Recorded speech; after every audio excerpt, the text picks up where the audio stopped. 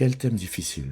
Lorsque j'ai relu certains passages de ce livre, j'ai immédiatement pensé à trois personnes qui ne sont malheureusement plus présentes aujourd'hui. Imaginez, vous vous attachez profondément à une personne, vous la voyez régulièrement, vous riez ensemble, vous partagez vos joies, vos difficultés et vos projets. Il ne se passe que presque pas une semaine sans que vous vous appeliez, sans que vous vous rencontriez. Puis un jour, cette personne disparaît subitement et vous comprenez que vous ne la reverrez plus jamais. Imaginez maintenant que cela vous arrive une deuxième fois, puis une troisième fois. Si je viens de reprendre presque les mêmes mots, c'est volontaire. Parce que même si chacune de ces personnes occupait une place différente dans ma vie, j'ai ressenti à chaque fois cette même rupture. Une personne était là, elle faisait partie de mon quotidien, et brutalement, elle n'était plus là. Comme j'aime le dire, la vie nous réserve des surprises, certaines merveilleuses, d'autres terriblement douloureuses. Nous devons pourtant continuer à avancer et apprendre à vivre avec ce que nous ne pouvons malheureusement pas changer. Vous aurez beau réfléchir, pleurer ou vous mettre en colère, la perte de notre cher reste une réalité contre laquelle nous ne pouvons rien faire. Mais comment continuer à vivre après une telle disparition? Que nous propose l'auteur de ce livre afin d'accepter l'inacceptable? Et comment ai-je personnellement essayé de traverser ces épreuves? La première disparition a été très difficile, la deuxième aussi, mais lors de la troisième, je me suis sincèrement demandé si j'avais le droit d'avoir un ami proche. Pourquoi fallait-il que ces personnes auxquelles je m'attachais disparaissent ainsi? Avec le temps, j'ai appris à ne pas oublier ces douleurs, mais à vivre avec elles. Car même plusieurs années après, certains souvenirs peuvent ressurgir sans prévenir, comme par exemple une musique, un lieu, une parole ou une situation particulière. Comme vous le savez, le deuil ne suit pas un calendrier précis. Chacun le traverse à sa manière. Il ne s'agit pas nécessairement d'oublier la personne ou de tourner la page, mais d'apprendre progressivement à lui donner notre place dans notre vie. Ces épreuves m'ont fait grandir et m'ont permis de mieux comprendre la vie avec un grand V. C'est sans doute pour cela que j'aime autant cette expression. Ainsi va la vie. Dans le livre, l'auteur imagine que la personne disparue pourrait s'être réincarnée en une fleur que nous rencontrerons sur notre chemin ou un oiseau qui viendra chanter près de notre fenêtre. Bien entendu, chacun est libre d'adhérer ou non à cette vision, mais je trouve ces images particulièrement belles. Les personnes disparues continueraient d'exister dans le vivant, simplement sous une autre forme.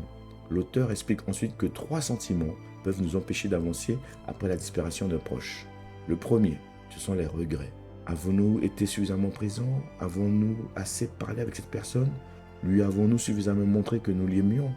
Après une disparition, nous repensons souvent à tout ce que nous avons pu faire ou voulu dire à cette personne. Pourtant, lorsque la personne était encore là, nous ne pouvions pas savoir que le temps nous était compté. Le deuxième sentiment, c'est la culpabilité. Nous nous demandons, est-ce que j'aurais pu faire plus? Est-ce que j'aurais pu éviter ce qui s'est passé? Je vais prendre un exemple personnel. Peu avant de mourir, l'une de ces trois personnes était passée chez moi. Pendant longtemps, je me suis reproché de ne pas avoir été présent ce jour-là. Je me répétais que si je n'étais pas parti, j'aurais peut-être pu la sauver et qu'elle serait encore à mes côtés aujourd'hui. Mais cette pensée repose sur une question à laquelle je ne pourrais jamais répondre. Et si? Nous reconstruisons alors le passé avec ce que nous savons d'aujourd'hui. Mais à ce moment-là, nous ne disposions pas de toutes ces informations. Cette distinction ne fait pas disparaître la douleur, mais elle peut progressivement nous aider à nous libérer d'une culpabilité parfois injuste. Enfin, le troisième sentiment est précisément celui de l'injustice. Je pense notamment à l'un de ces trois amis. Lorsque nous étions jeunes, nous étions fait une promesse, sortir un jour de la situation difficile dans laquelle nous étions. En grandissant, nous nous encourageons mutuellement à améliorer notre vie, nous partageons nos projets et nous nous félicitions de nos réussites. Quelques années plus tard, lorsque nos situations personnelles s'étaient considérablement améliorées, nous étions fiers de notre parcours. Lui comme moi avions atteint certains de nos objectifs, notre vie avait énormément changé. Nous commencions enfin à profiter de ce pourquoi nous avons travaillé. Mais la vie en a décidé autrement. Peu de temps après, ce cher ami n'était plus parmi nous. C'est là que le sentiment d'injustice devient particulièrement douloureux. Lorsque cela arrive, je me posais souvent ces questions. Pourquoi maintenant? Pourquoi lui? Pourquoi au moment où la vie semblait enfin lui offrir ce qu'il avait tant espéré? Malheureusement, certaines questions restent sans réponse. Alors comment l'auteur propose-t-il de faire face au regret, à la culpabilité et au sentiment d'injustice? Il nous invite notamment à reporter notre attention sur les vivants. Et je suis totalement d'accord avec lui. Lorsque nous perdons quelqu'un, la douleur peut occuper tellement de place que nous oublions parfois les personnes qui sont encore là, celles que nous aimons, celles qui nous aiment et celles avec lesquelles nous pouvons encore créer des souvenirs. Se tourner vers les vivants ne signifie pas abandonner les morts. Cela signifie honorer leur mémoire, tout en continuant à prendre soin de la vie qui nous entoure. L'auteur évoque ensuite une dernière idée que j'ai particulièrement aimée.